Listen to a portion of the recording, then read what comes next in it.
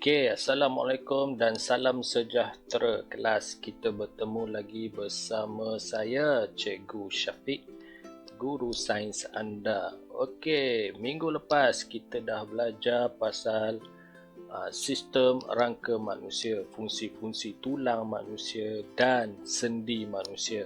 Okey, so apa kita nak buat minggu ini? Apa yang kita akan belajar minggu ini? Okey, cikgu akan bagi satu clue kepada awak. Okey, benda bila awak berlari dekat jalan, tiba-tiba awak jatuh, luka. Apa yang keluar pada luka tersebut? Darah. So, minggu ni kita akan belajar tentang darah. Okey, so nak tengok apa itu darah? Stay tune guys. Jom. Okey, kelas. So, hari ini kita akan tengok sedikit tentang sistem peredaran darah manusia. Tapi sebelum tu, cikgu nak awak keluarkan awak punya buku teks sebagai rujukan muka surat 28 hingga 29, iaitu tajuk dia Sistem Peredaran Darah Manusia. Sebab hari ni kita nak belajar pasal dalam buku teks muka surat 28 hingga 29 sebagai rujukan awak. Jadi, apa yang kita nak belajar pada hari ini kelas? Kita nak belajar asas sistem peredaran manusia. Kita nak kenal bahagian-bahagian utama dalam badan manusia yang terlibat dalam sistem peredaran darah manusia. Okey, sebelum kita pergi dengan lebih lanjut, cikgu nak awak tengok gambar rajah di dalam ini. Kita ada food panda, kita ada grabfood. Laparlah pula cikgu. Alright, so fungsi food panda dan grabfood ni adalah untuk menghantar makanan. Betul tak? Ya, betul. Okey. Tambah-tambah lagi waktu musim PKP, memang food panda dan grabfood ni kita boleh tengok dekat mana-mana saja atas jalan. Okey. So, fungsi contoh, cikgu ambil satu contoh, food panda. Kita order makanan, dia pergi ke kedai, membeli makanan dan dia akan menghantar, kebiasaannya naik motosikal, menggunakan jalan raya dan menghantar ke rumah kita. Okay, so dia punya laluan adalah ini, jalan raya. Okey, dia gunakan motosikal dia, menggunakan jalan raya terus pergi menghantar makanan dekat rumah pelanggan dia. Okey. Baik, jadi apa kaitan dengan sistem peredaran darah manusia? Cikgu ni cakap food panda, grabfood, tapi nak belajar pasal darah. Ada kaitan dia. Sebab cikgu nak awak faham konsep. Nanti cikgu tunjukkan konsep food panda menghantar makanan sama dengan konsep sistem peredaran darah manusia. Baik, tapi sebelum tu kita nak tengok dulu dengan lebih lanjut sistem peredaran darah manusia ni. Kita perlu kenali apakah itu sistem peredaran darah. Right. So dalam badan kita, darah ni sentiasa mengalir. Okey, sentiasa mengalir dalam badan kita. Sebab itulah kalau awak jatuh, luka, darah akan keluar. Okey, baik. So dalam darah ni sebenarnya, dalam darah yang warna merah tu sebenarnya terdapat nutrien, oksigen, air dan bahan kumuh, iaitu karbon dioksida. Dia tidak mempunyai air kencing, dia ada bahan kumuh iaitu karbon dioksida. Okey, sebab bahan kumuh ni adalah bahan yang tidak diperlukan oleh badan. Okey, so kat mana darah ni bawa benda-benda nutrien, oksigen, air dan bahan kumuh ni? Okey, dia akan bawa ke bahagian badan tertentu. Okey, so awak kena faham sistem peredaran darah manusia ni adalah pengaliran darah yang mengalir dalam tubuh badan manusia, mengalirkan darah yang membawa nutrien, oksigen, air dan bahan kumuh seperti karbon dioksida ke bahagian badan tertentu. Baik. konsep dia. Okey, sebelum kita pergi lebih lanjut, kita nak kenal dulu apakah bahagian-bahagian badan manusia yang terlibat dalam sistem peredaran darah dalam badan kita. Baik, so organ yang pertama ini, cikgu rasa semua kenal. Okey, ini dia. Tengok dia berdegup, gerdegup. Okey, awak boleh pegang di dada awak. Yang ni dinamakan jantung. Okey, jantung ini sentiasa berdegup ya. Okey, sebab apa? Sebab dia mengepam darah ke seluruh badan manusia. Okey, so jantung ni berfungsi untuk mengepam darah ni ke seluruh badan manusia. Kalau jantung stop ataupun berhenti mengepam, apa maksudnya? Maksudnya manusia tersebut tidak bernyawa lagi lah. Alright. Okey, fungsi dia, konsep dia sama macam pam tayar basikal. Awak pam tayar basikal, daripada pam ke tayar basikal. Okey, so sama juga macam darah. Macam pam tayar basikal, dia pam angin. Tapi kalau jantung, dia pam darah ke seluruh badan manusia. Okey, macam mana dia pam ni sebenarnya? Awak tengok dia berdegup-degup kiri kanan. Baik, cikgu dah sediakan pisau, cikgu dah potongkan. Cikgu dah potongkan dia menjadi 2 di bahagian jantung. Okey, yang ni adalah keratan jantung manusia. Okey, dia masih berdegup, maksud dia masih hidup lah. Tapi yang cikgu nak suruh awak tengok adalah di bahagian jantung ini. Dia terdapat 2 bahagian. Kalau awak boleh tengok warna dia, satu cikgu warnakan warna biru dan satu lagi adalah warna merah. Okey, baik, ada perbezaan fungsi setiap bahagian jantung, iaitu di bahagian kiri dan di bahagian kanan ni. Okey, fungsi utama dia sama, mengepam darah, tapi fungsi tertentu cikgu akan bagi tahu sebentar lagi. Kita tengok dahulu di bahagian kiri jantung awak ni. Okey, di bahagian kiri jantung ni berfungsi untuk mengepam darah yang mengandungi oksigen. Okey, bila kita sedut oksigen, darah tu masuk dalam, oksigen tu masuk dalam darah dan darah tu akan dipam melalui jantung. Okey, so darah beroksigen ke manakah darah beroksigen ni dipam? Okey, dia diedarkan ke seluruh organ dan badan tertentu. Okey, baik, kita tengok pula fungsi di sebelah kanan jantung. Okey, di sebelah kanan jantung pula dia berlawanan dengan sebelah kiri. Macam di sebelah kiri tadi, jantung ni pam darah yang ada oksigen. Di sebelah kanan pula, jantung ni berfungsi untuk mengepam darah yang mengandungi karbon dioksida. Okey, kat mana dia letak karbon dioksida ni? Darah yang ada karbon dioksida ni. Okey, dia tak sama macam kiri. Yang kanan pula dia akan pam direct ke paru-paru awak. Okey, so daripada paru ni lah dia akan bebaskan karbon dioksida sebagai udara hembusan yang kita dah belajar pada tahun 4. Betul tak? Kena ingat kena ingat.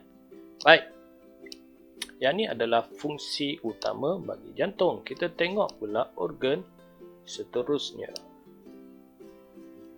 Okey, yang ni awak dah kenal organ ni. Kita dah belajar pada tahun 4, iaitu sistem pernafasan manusia. Okey, yang ni dipanggil peparu ataupun paru-paru, samalah. Okey, apa fungsi peparu ni dalam sistem peredaran darah manusia?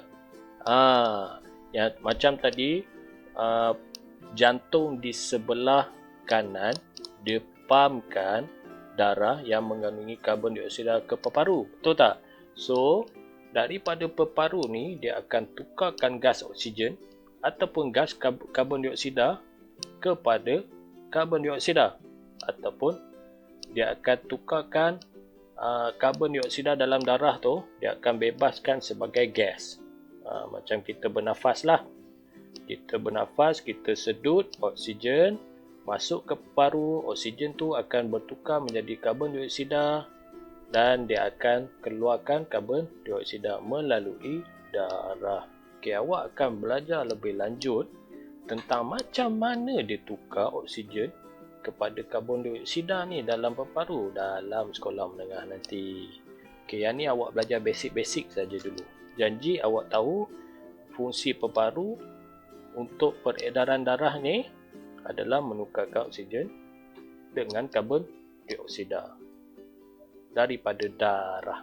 Alright, kita ke organ seterusnya. Hari ni kita tengok organ je kelas.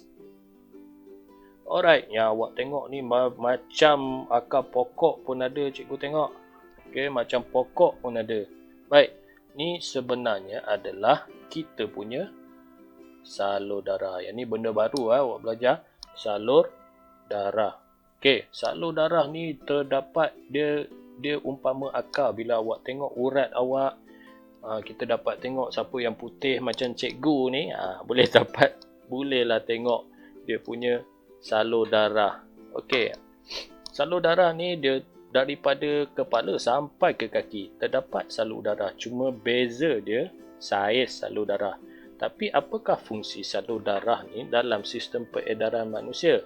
Okey, so salur darah ni fungsi dia sama macam paip getah air rumah awak dekat luar tu. Paip getah mengalirkan air, tapi salur darah dia mengalirkan, confirm lah, mengalirkan darah. Okey, so salur darah ni dia mengalirkan darah dan mengangkut darah ni ke bahagian badan. Okey, kita tengok bahagian-bahagian badan tertentu. Dalam salur ni ada darah. Okey, baik. So kalau ada salur darah, mestilah ada ni tengah-tengah ni. Okey, yang macam paip ni adalah salur darah, yang tengah-tengah ni dipanggil darah lah. Okey, so kita nak zoom sikit darah ni macam mana. Ini darah. Darah dia macam donat. Okey, yang ni dipanggil sel darah merah. Bila awak ambil darah sikit, tengok dalam mikroskop ataupun mikroskop elektron, kita boleh nampak bentuk sel darah ni seperti donat. Okey, so awak kena tahulah yang ni adalah darah. Apa fungsi darah ni? Okey, macam cikgu bagi tahu mula-mula tadi, darah ni berfungsi untuk mengangkut air, oksigen, nutrien dan bahan kumuh. Okey, so kena ingat air, oksigen, nutrien dan bahan kumuh. Bahan kumuh iaitu karbon dioksida. Okey, so konsep dia sama macam abang food panda tadi. Kita anggap abang food panda ini adalah seketul darah. Alright, so abang food panda ni dia berfungsi dia mengangkut makanan ke rumah customer ataupun pelanggan tertentu. Betul tak? Tapi darah ni pula sama je fungsi dia, cuma dia mengangkut air, oksigen, nutrien dan karbon dioksida ke bahagian badan tertentu. Konsep dia sama. Macam cikgu tunjuk gambar rajah jalan tadi. Jalan tadi bagi food panda lah, dia pakai jalan untuk mengangkut makanan ke rumah pelanggan. Okey, jalan itu cikgu umpamakan dia adalah salur darah. Macam darah pula, dia menggunakan salur darah untuk mengangkut air, oksigen, nutrien dan karbon dioksida ke seluruh badan tertentu. Baik. So yang ni adalah rajah keseluruhan sistem peredaran darah awak dan organ-organ yang utama untuk sistem peredaran darah manusia. Kita tengok betul-betul dekat sini. Okey, boleh tengok salur darah. Yang ni adalah warna biru, warna merah. Ini adalah salur darah awak kat tangan daripada kepala sampailah ke kaki. Salur darah awak berselirat macam akar pokok. Baik. Dekat tengah-tengah ni kita dapat lihat jantung. Okey, so jantung ni berfungsi untuk mengepam darah ni lah. Sebelah kiri mengepam darah beroksigen, sebelah kanan mengepam darah yang ada karbon dioksida.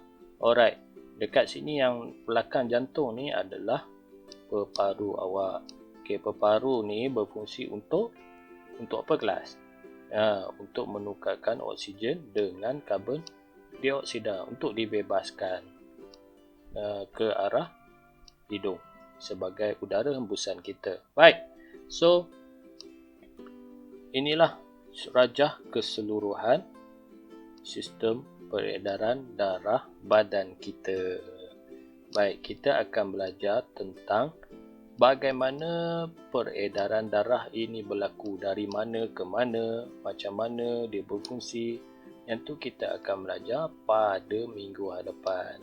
Sebab yang ni adalah tajuk baru dan agak susah untuk cikgu bagi penerangan kepada awak kalau awak tak study. So, cikgu akan biarkan awak dulu baca dan cuba fahamkan sendiri sistem peredaran darah manusia dalam buku teks. Minggu depan kita akan belajar dengan lebih mendalam.